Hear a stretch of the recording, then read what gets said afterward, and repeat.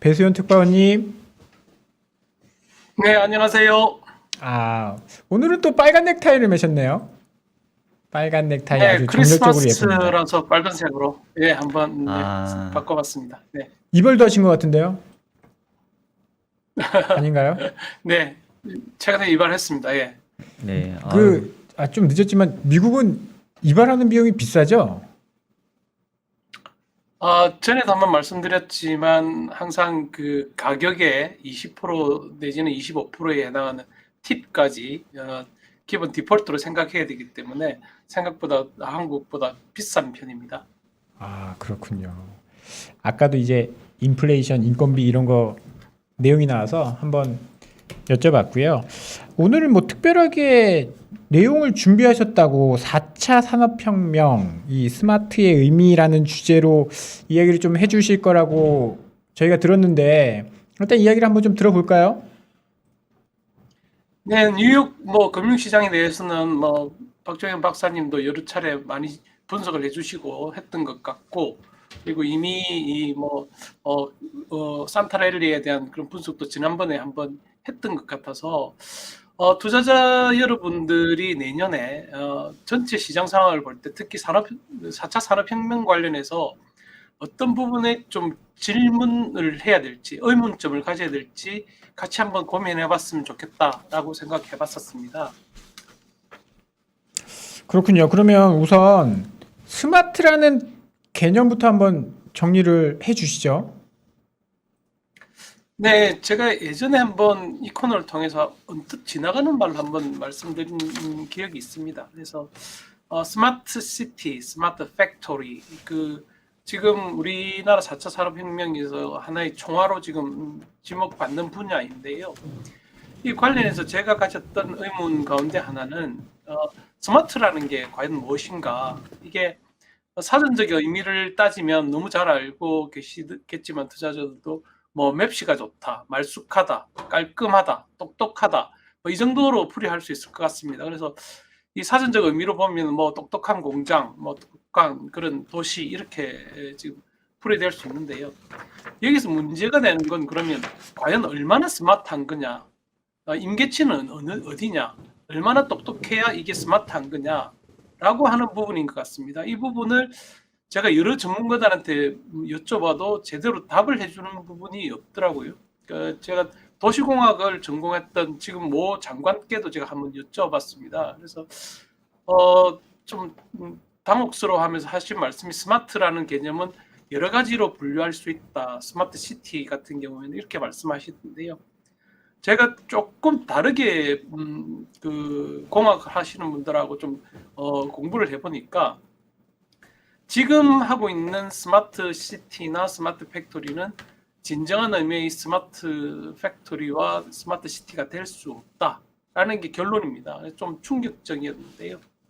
이게 왜 그러냐면 스마트 시티하고 스마트 팩토리는 기본적으로 이 공정 제어를 바탕으로 합니다. 그래서 각 그 공정별로 어떻게 제어를 해서 이 공장이 스마트하게 될 것인가 하는 부분이 가장 핵심입니다. 근데 이 공정 제어를 하는 PLC, 그러니까 Programmable Logic Controller라고 하는데 여러분도 혹시 그 공장 같은 거 그림이나 자료 화면을 보면 이렇게 캐비넷 같은데 이렇게 뭐 단추라든지 버튼이라든지 뭐 계기판이라든지 있는 게 있을 겁니다. 이게 이제 그 PLC라고 하는데요. 이 PLC가 공정 제어를 하고 있습니다. 근데 이 PLC가 각 공정별로 상당히 많이 다릅니다. 그래서 이 PLC 자체를 지금 통합을 하지 못하고 있습니다. 그래서 지금 우리가 구현하고 있는 스마트 팩토리는 우선 PLC 통합이 안 되고 있는 지금 거칠의 스마트 팩토리, 스마트 시티가 될 개연성이 상당히 높습니다. 네, 이게 어떤 의미인지를 좀 쉽게 말씀드리면 공정별로 영어를 하는 사람이 있고 독일어를 하는 사람이 있고 프랑스어를 하는 사람이 있고 한국어를 하는 사람이 있습니다. 이 다양한 언어를 통합해서 하나의 언어로, 그러니까 이 모든 공정을 통합할 수 있는 하나의 언어로 번역할 수 있는 능력이 없습니다. 그래서 지금 하고 있는 건 우리가 예전에 뭐 경영학 전공하신 분들은 아시겠지만 그 MIS나 그리고 뭐 산업공학에서 말하는 MES 차원일 뿐이지 진정한 스마트 시티나 스마트 팩토리의 그런 스마트가 아닙니다. 그래서 지금 이 부분은 스마트 시티를 지금 주도하고 있는 뭐 대학 교수님한테도 여쭤봤는데요. 그 부분에 대해서 답을 내지 못하고 있습니다. 특히 스마트 시티 같은 경우에 한 가지 예를 들면 예컨대 자율주행 자동차는 삼성이 제어를 하고 도시 기반 시설에 관한 뭐 제어 장치는 LG가 제어를 한다면 이 두 제어가 통합이 되고 중앙 집중돼서 한꺼번에 뭐 업그레이드가 된다든지 제어가 가능해야 되는데 지금 각각의 그 회사별로 논리 연상 장치를 바탕으로 자기들만의 언어를 구현하고 있습니다. 그래서 겉보기는 스마트해 보이지만 실질적인 스마트는 아니다 하는 게 일단 제가 봤던 것 중에 하나이고요. 그 앞서 코너에서 이제 스마트 그리드라고 말씀을 하셨는데요. 우리나라의 스마트 그리드가 구현된 걸 보셨습니까? 진행자 스마트 그리드라고 하면 뭐 한전이나 이런 데서 뭐 전력 네네. 이런 것들 한다고 하면서 맞습니다. 좀 들어본 것 같긴 한데요. 네. 근데 구현된 걸 보셨습니까? 실제로는 실상을해서는 잘 모르겠습니다. 부분이냐면, 네, 지금 이런 부분에서 사실은 저희들 언론들도 좀 더 관심을 가지고 좀 파악을 해볼 필요가 있는데요. 이게 한전이 아마 지멘스라는 독일 기업체하고 스마트 그리드를 하기 위해서 대규모 제휴를 하고 양해각서를 체결한 걸로 제가 기억하고 있는데 실제로 이 부분도 똑같은 지금 그 난항을 겪고 있습니다. 각 연산 장치가 상당히 이종적이고요. 그래서 이걸 한꺼번에 통합을 하지 못하면 실질적으로 스마트 그리드가 되지 못합니다. 그러니까 그 제한적 권역에서 일부분 전력이 남고 모자라는 부분을 제한적 권역에서는 주고받을 수 있을지 모르겠지만 우리나라 전체를 스마트 그리드로 만들 수 있는지에 대해서는 상당히 지금 의문이 제기되고 있습니다. 그래서 이런 부분에 대해서 왜 일반 투자자들이나 일반 독자들이나 우리 국민들한테 제대로 알려지지 않고 있냐 하는 게 제가 지금 가졌던 가장 큰 의문 가운데 하나였는데요. 진행자분들은 왜 이런 일이 벌어졌다고 생각하십니까?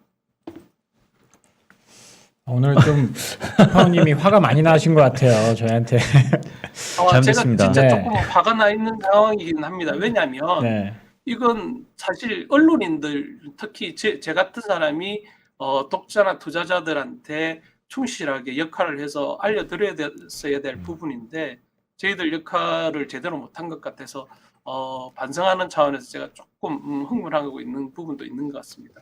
네. 그러면 왜 그런지 알려주십시오. 네, 지금 이제 그 블록체인도 마찬가지고요. 클라우딩 시스템도 마찬가지입니다. 이 모든 4차 산업혁명의 근간에는 무엇이 있냐면 데이터가 있습니다. 그러니까 방금 그 PLC가 통합되지 못해서 영어, 독일어, 프랑스어, 중국어로 각각의 언어로 지금 구현이 되고 있다고 말씀드린 것과 똑같은 논리인데요. 데이터가 통일이 되지 않았기 때문에 쓰레기 같은 데이터가 들어가서 쓰레기 같은 결과가 나오고 있습니다. 이게 왜 이런 일이 벌어지고 있냐라고 현장을 중심으로 다시 제가 좀 알아보니까 대단히 안타깝게도 여태까지 3차 산업혁명, 인터넷을 기반으로 한 3차 산업혁명 때까지는 전산을 전공하셨던 분들이 엄청난 역할을 하시고 많은 성과를 거둔 게 사실입니다. 그런데 지금 이 스마트라는 부분, 그리고 스마트 그리드, 그리고 클라우딩 시스템을 구현하는 데 있어서는 전산이 더 이상 어떤 역할을 하지 못하고 있다고 합니다. 그러니까 엔드 유저, 그러니까 최종 단계에서 프로그램을 개발한 것은 맞는데 그 프로그램이 구동할 수 있는 데이터를 정제해내지를 못하고 있습니다. 예컨대 지금 이번에 중소기업청에서 이제 중소기업부로 바뀌었습니다. 기업부에서 5,500억에 이르는 엄청난 예산을 들여서 추진하고 있는 기업 전용 클라우딩 시스템을 구현하고자 하는데요. 이 부분도 마찬가지입니다. 여기서 지금 구현하고자 하는 게 클라우딩 시스템의 그 속도가 10TPS라고 합니다. 그러니까 이게 뭐 이쪽 분야에 있는 분들은 잘 아실 텐데요. 이게 엄청나게 빠른 속도인 것 같지만 이미 현장에서는 제조업 현장들, 특히 뭐 철강이라든지 이런 아주 안전이 우선돼야 되는 현장에서는 이것보다 300만 배 빠른 속도로 이미 구현이 되고 있습니다. 그런데 이걸 이제서 클라우딩 시스템에 구현을 하려고 하니까 이게 제대로 적용이 안 되는 거죠. 예컨대 그래서 금융회사라든지 여기서 구현하고 있는 클라우딩 시스템은 데이터가 약간 빠져도 뒤에 보정이 가능합니다. 근데 이 실시간에서 뭐 300메가 정도 TPS로 구현되고 있는 스마트 시티라든지 스마트 팩토리에 있어서의 클라우딩 시스템은 엄두를 내지 못하고 있다고 합니다. 인공지능이라는 것도 마찬가지입니다. 지금 인공지능 회사 가운데 우리나라에서 뭐 딱히 활약을 하고 있는 회사가 얼마나 있는지는 모르겠지만 이 부분에 대해서도 좀 더 전문가들이 눈여겨봐야 될 부분이 있습니다. 인공지능을 구현할 수 있다고 이야기는 하고 있지만 그 인공지능이 제대로 작동하기 위해서는 역시 데이터가 표준화되어 있어야 됩니다. 그러니까 데이터가 없는 인공지능 프로그램을 가지고 인공지능이 마치 아주 빠른 시일 내에 구현될 것처럼 말하는 부분에 대해서도 분명히 전문가들이 또 다른 질문을 해야 될 필요가 있는 시점인 것 같습니다. 네, 오늘 투퍼님 되게 저희한테 화나신 건 아니죠? 네, 그건 아니고요. 실제로 보면 또 우리 그 4차 산업 관련 수혜 종목을 보실 때도 이 부분에 좀 더 천착해서 봐야 된다. 지금 뭐 클라우딩 시스템이라든지 블록체인이라든지 이런 부분에 대해서 본질적인 질문을 하지 않고 있다. 뭐 조금 의문이 될 수도 있지만 뭐 그 블록체인 같은 경우, 가상화폐 같은 경우에도 결국은 가상화폐가 블록체인을 만드는 그런 유인 요건으로 나온 게 가상화폐인 것으로 저는 이해를 하고 있는데요.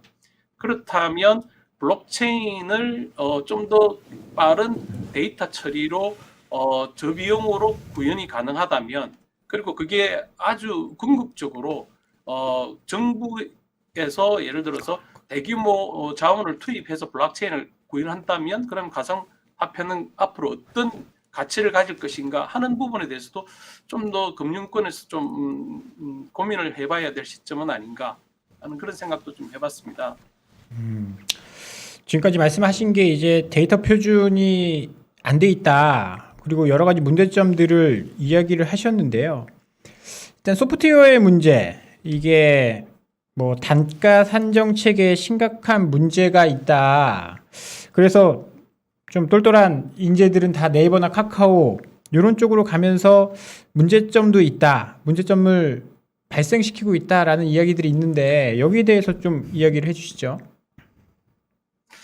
최근에 한국에서도 이제 대입 입시 결과가 일부 나왔지 않습니까? 수시 결과가 나오고 했는데 네. 아마 전국의 1등부터 5,000등까지는 전국에 있는 모든 의과대학, 한의학과 그리고 치의과대학에 진학한 뒤에 나머지 등수의 학생들이 뭐 공대에 가고 하는 그런 경향이 뚜렷해지고 있지 않습니까? 네. 이게 바로 현재 그 소프트웨어 산업에 대한 현주소를 반영하는 그런 수치인 것 같습니다. 저희들이 다닐 때만 하더라도 이런 정도는 아니었습니다. 근데 그동안의 그러니까 정부 예산 시스템의 배정 방식이 소프트웨어에 대해서는 제대로 그 값을 쳐주지 않았습니다. 그래서 실제로 능력이 있는 사람들, 특히 수리적 능력이 있는 사람들은 대부분 그 자기 전공 분야를 떠나서 뭐 우리 금융권에서도 많이 있지 않습니까? 지금 그 수리적 능력을 발휘해서 지금 파생 전문가라든지 이런 금융업으로 오히려 진출하는 사례가 더 많아지고 있습니다. 이럴 정도로 이 소프트웨어 산업에 대해서 정부가 그동안 홀대해왔던 그런 파장이 지금도 이어지고 있습니다. 그래서 실제로 제가 좀 저희들이 근본적으로 좀 고민해야 될 부분 중에 하나는 지금 시가총액이 엄청나게 지금 약진한 카카오라든지 이런 뭐 쿠팡이라든지 이런 기업들이 과연 지금 4차 산업혁명의 그 근간인가 하는 부분도 고민해 볼 필요가 있습니다. 이 기존에 있던 사업을 플랫폼으로 전환한 것에 불과하지 않냐 하는 그런 문제의식도 있거든요. 미국도 마찬가지입니다. 근데 이 부분에 대해서 소프트웨어를 좀 더 창의적으로 개발할 수 있는 여지를 정부나 관공서 납품 단계에서 상당히 폄훼했던 그런 결과가 여기까지 이어진 것으로 보입니다. 그래서 또 한 가지 말씀드리는 거는 전산과 코딩은 좀 분리해서 이해해야 된다. 그러니까 전산이라는 건 논리책이지 않습니까? 그래서 우리가 대학생 수준의 언어 구사 능력과 초등학생 수준의 언어 구사 능력이 다르지만 한국어를 쓰는 건 똑같습니다. 영어도 마찬가지일 테고. 근데 이게 이제 코딩이 바로 그런 겁니다. 코딩은 어떤 상황을 말과 글로 표현할 수 있는 게 코딩이고요. 이걸 얼마나 정치하게 글로 표현하냐, 좀 부가가치를 창출할 수 있는 정도로 만드느냐 하는 게 전산이라고 저는 알고 있습니다. 그래서 이 부분에 대해서 인력들이 태부족이다 하는 부분이 이제 우리가 가져야 될 또 4차 산업혁명에 있어서 하나의 또 문제의식으로 지금 알고 있습니다. 네, 오늘 참 좋은 말씀 주시고 계시는데요. 마지막 질문이 될 것 같은데 손정희 소프트뱅크 회장이 뭐 투자의 귀재이신데 사실 최근에 투자한 것 중에 보면은 4차 산업 관련된 투자에서는 그렇게 큰 재미를 보이지는 못하신 것 같아요. 이제 말씀 주셨던 뭐 여러 가지 그 기준에 대한 개념에 대한 뭐 오해나 정립이 되지 않은 부분들이 좀 작용한 것 같은데 뭐 같은 이치로 우리나라 과기부도 이런 비슷한 어떤 실수를 좀 저지르고 있다라고 좀 지적을 해주셨던데 요거 조금 자세하게 설명해 주실 수 있을까요? 네, 앞서 말씀드렸지만 지금 이미 우리나라 지금 산업 현장에서는 그러니까 제가 제일 안타까운 건 그렇습니다. 그러니까 산업 현장에서 지금 통용되고 있는 4차 산업이 진짜 바로 적용될 수 있는 기술들이 많이 사장되고 있다는 겁니다. 그래서 이 산업 현장에서는 이미 마이크로 세컨드 단위로 수천만 건의 데이터를 처리할 수 있는 능력을 갖고 있는 회사들이 있습니다. 근데 이 회사들은 정작 4차 산업의 그런 수혜를 받지 못하고 있거든요. 이 부분에 대해서 저는 사실은 개인적으로 우리나라의 4차 산업이 너무 많은 전산 인력 중심으로 지금 정책이 입안되고 있는 것 아닌가 하는 그런 문제의식을 갖고 있습니다. 이제는 전산하셨던 분도 많은 역할을 앞으로도 하시겠지만 이제부터는 데이터를 어떻게 정제시키고 어떻게 처리할지에 따라서 4차 산업혁명의 과실이 결정될 거라고 봅니다. 손정희 씨도 결국은 이 부분을 제대로 알지 못했기 때문에 앞서 말씀드린 것처럼 플랫폼 기반의 그런 알리바바 같은 기업을 발굴하는 데는 성공했지만 공정 제어라든지 스마트 팩토리라든지 스마트 시티에 대해서는 아직까지도 이렇다 할 그런 성과를 내지 못하고 있습니다. AI도 마찬가지입니다. AI를 하시는 전문가들을 만나보면 한결같이 데이터의 문제를 많이 말씀하십니다. 그러니까 데이터를 어떻게 정제시킬 수 있느냐. 우리가 그 데이터를 제대로 처리할 수 있는 능력만 가지면 반대로 말씀해서 이 능력만 갖춘다면 향후 4차 산업혁명에 있어서도 한국이 분명히 주도권을 가져갈 수 있을 것이라고 저는 기대합니다. 그리고 우리 한국의 우수한 인재들이 이미 많은 곳에 포진하고 있기 때문에 분명히 이 부분에서 해법을 찾아낼 것이라고 기대하고 있습니다. 네, 특파원님 오늘 이 4차 산업 혁명에 대해서 좀 심도 있게 이야기를 들어본 시간이었는데요. 오늘 도움 말씀 너무 감사드리고요. 다음 주 수요일에 또 뵙도록 하겠습니다. 다음 주 수요일은 제가 뭐 휴가를 하루 냈습니다. 그래서 아이고. 아, 새해에 뵙도록 하겠습니다. 네, 새해 특파원님 복 많이 그러면 받으시고요. 미리 크리스마스 드리고요. 예, 새해도 복 아유, 많이 박사님, 받으시고. 네, 늘 많이 배우고 있습니다. 네, 네. 네, 네, 감사합니다. 고맙습니다. 수고하셨습니다.